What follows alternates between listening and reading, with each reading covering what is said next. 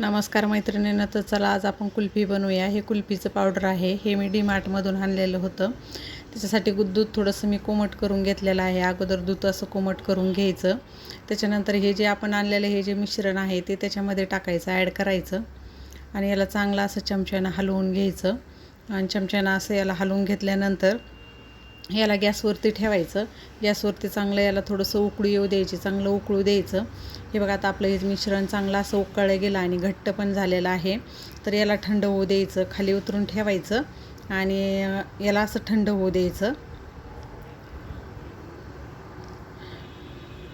आता हे मिश्रण जे थंड झालेलं जे मिश्रण आहे, हे मिश्रण आता आपल्या कुल्फीच्या याच्यामध्ये साच्यामध्ये टाकून घ्यायचं। असं कुल्फीच्या साच्यामध्ये याला भरून घ्यायचं। आता मी असं कुल्फीच्या साच्यात भरून याला वरतून असे झाकण वगैरे लावून घेतलं आणि फ्रीजमध्ये ठेवायचं। थोड्या वेळानं काढून बघा, झाली आपली कुल्फी।